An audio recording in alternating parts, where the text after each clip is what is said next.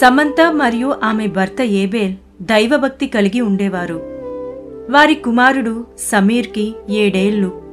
వారంతా కలిసి ప్రతిరోజు తెల్లవారుజామున ప్రార్థన చేసేవారు, బైబిల్ చదివేవారు. ఏ చిన్న సమస్య వచ్చినా, ఎటూ తోచని స్థితిలో వెళ్లాల్సిన మార్గం తెలియకపోయినా దేవుని సన్నిధిలో అడిగి ప్రార్థిస్తూ ఉండేవారు. కాని ఒకరోజు వారి జీవితం ఊహించని మలుపు తిరిగింది. సమీర్కి గుండె సంబంధిత సమస్య ఏర్పడింది. వైద్యులకు చూపించినా తమ కొడుకు గురించి ఖచ్చితమైన సమాధానం రాలేదు. కొన్ని రోజుల్లోనే సమీర్ అనారోగ్యం మరింత తీవ్రమైంది. దేవా, నువ్వెందుకు మమ్మల్ని పరీక్షిస్తున్నావు?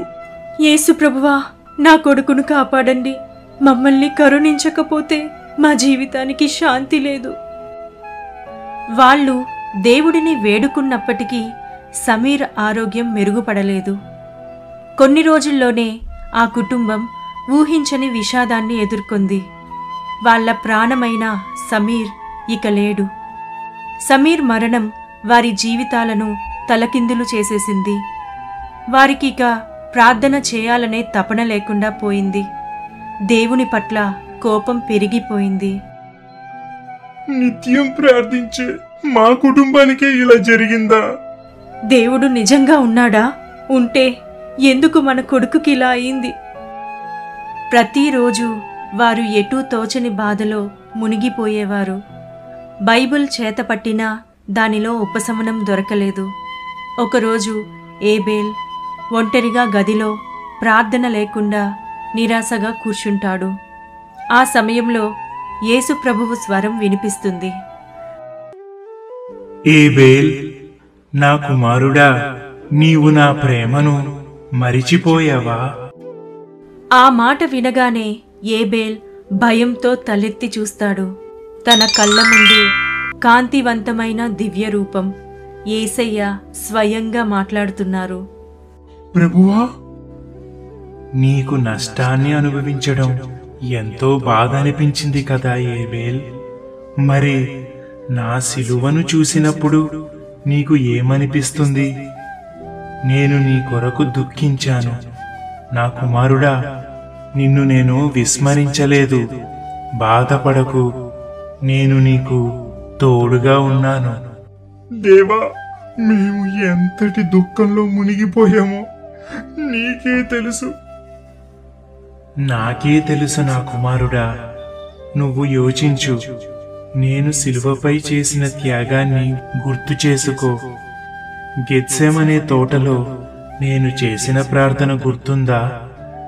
నా తండ్రి, సాధ్యమైతే ఈ గిన్నె నా యొద్ద నుండి తొలగిపోనిమ్ము. అయినను నా ఇష్ట ప్రకారము కాదు, నీ చిత్త ప్రకారమే కానిమ్మని ప్రార్థించాను. కాని తండ్రి చిత్తమే నెరవేరాలి. ఆ మాటలు ఏబేల్ మనసును కదిలించాయి.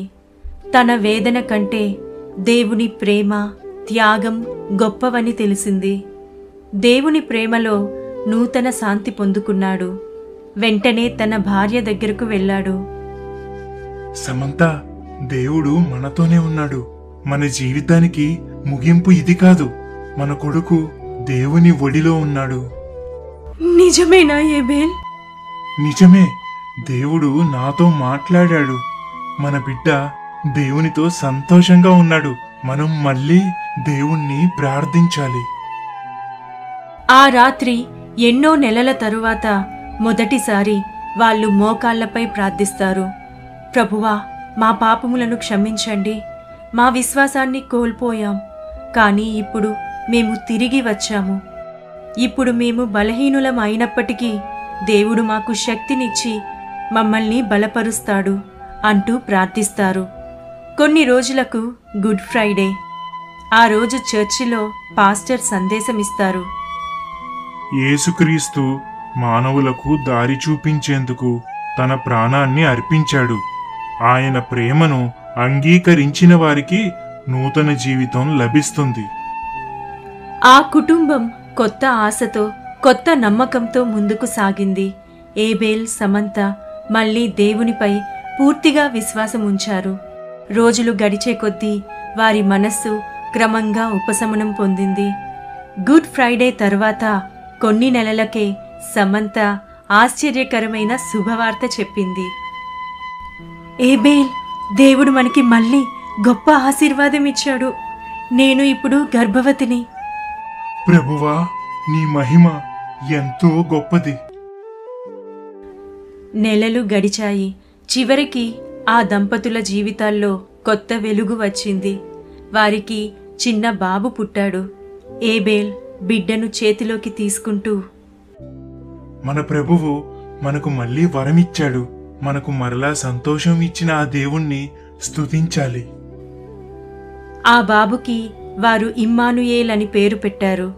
ఆ మాటకు దేవుడు మనతో ఉన్నాడు అని అర్థం. ఆ కుటుంబం మళ్లీ నవ్వుల హరివిల్లులా మారింది. ఒక తలుపు మూసుకుపోయినప్పుడు దేవుడు మరొక మార్గాన్ని తెరుస్తాడు. యేసు ప్రభువు ఈ మాటలు మనతో చెప్తున్నారు. లోకములో మీకు శ్రమ కలుగును, అయినను ధైర్యము తెచ్చుకొనుడి. నేను లోకమును జయించియున్నానెను.